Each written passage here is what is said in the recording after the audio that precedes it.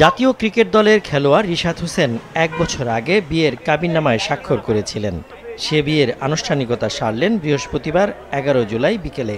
কনের বাড়ির আনুষ্ঠানিকতা শেষে সন্ধ্যা 6:45টার দিকে 11টি গাড়ি বহরে পরিবারের সদস্য আর বরযাত্রীসহ বউ নিয়ে ফিরেন নীলফামারী জেলা সদরের টোপামারী ইউনিয়নের শাহপাড়া গ্রামের নিজ বাড়িতে।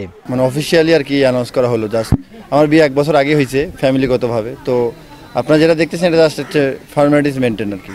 আপাতত ভাইয়া খেলা নিয়ে চিন্তা করছি, এটা উপভোগ করতে দেন না। অবশ্যই সবার কাছে দোয়া চাইবো এবং আপনারা দোয়া করবেন। আপনাদের অনেক হ্যাসেল হয়েছে, তো এই দোয়া চাইবো, আর কিছু না।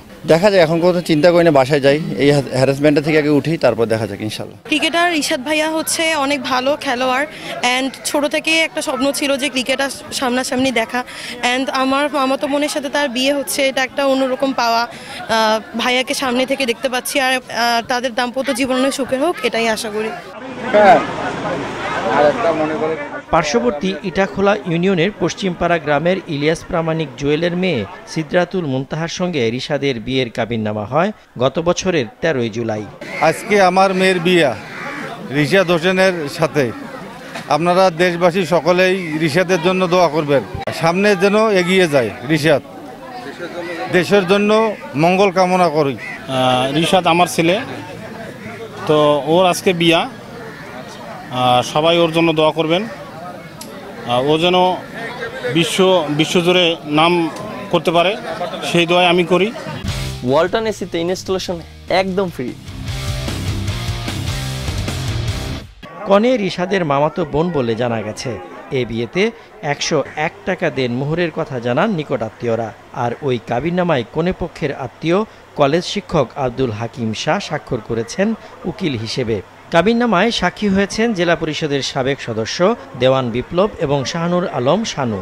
আমরা নিশাদের বিয়েতে আসছি, আমি নিশাদের ওয়াইফের পক্ষ থেকে সাক্ষী আছি। আমি নিশাদের মঙ্গল কামনা করছি, সেজন্য আমাদের নীলফামারীর গর্ব এবং সারা বাংলাদেশের গর্ব, তার আরও উন্নতি কামনা করি। আনুষ্ঠানিকভাবে কনে বিদায় হয়েছে গতকাল। কাবিনবন্দি হওয়ার পর থেকে ক্রিকেটের নানা ব্যস্ততায় সময় কেটেছে রিশাদের। বিয়ে নিয়ে সাংবাদিকদের কাছে মুখ খুলতে অনীহা ছিল দুই পরিবারের মধ্যে, এমনকি ছবি তোলায়ও ছিল বাধা। রিশাদও বিয়ের বিষয় নিয়ে কথা বলতে চাননি সাংবাদিকদের সঙ্গে। কেন আড়ালে রাখার চেষ্টা বিয়ের বিষয়টি, সেটিও জানা যায়নি। তবে কনে সিদরাতুল মুনতাহা ঢাকার একটি কলেজে একাদশ শ্রেণীর শিক্ষার্থী বলে জানা গেছে। কনের বাবা ইলিয়াস প্রামাণিক জুয়েল তার মেয়ের 2023 সালের এসএসসি পাশ করার বিষয়টি স্বীকার করেছেন।